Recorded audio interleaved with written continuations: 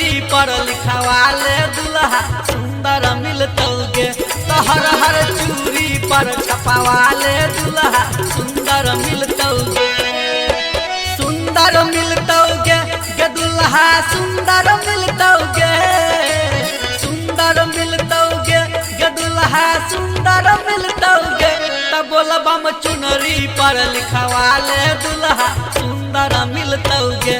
तो हर हर चूड़ी पर छपवाले दुल्हा सुंदर मिलतौगे।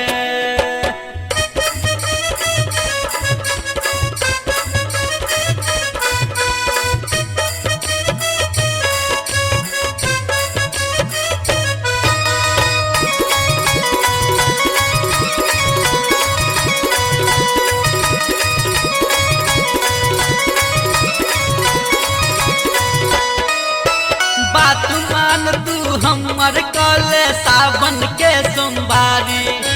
गोर बदन दुल्हा के रहतो नौकरी के सरकारी।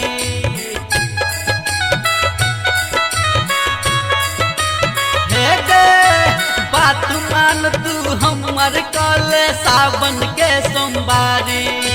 गोर बदन दुल्हा के रहतो नौकरी के सरकारी। तो जय शिव कंगना पर लिखवाले दुल्हा सुंदर मिलतौगे। तो जय शिव कंगना पर लिखवाले दुल्हा सुंदर मिलतौगे।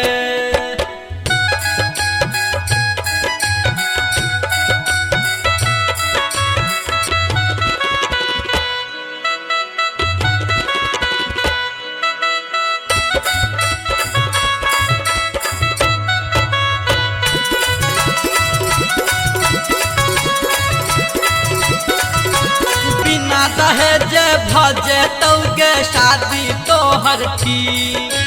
भोला बाबा के कृपा से घर मिलतौ नीक। हे गे बिना दहेज भजे तौगे शादी तोहर की। भोला बाबा के कृपा से घर मिलतौ नीक। नीतीश राजन के बात मानल दुल्हा सुंदर मिलतौगे। तू बोलबम चुनरी पर लिखवाले दुल्हा सुंदर मिलतौगे।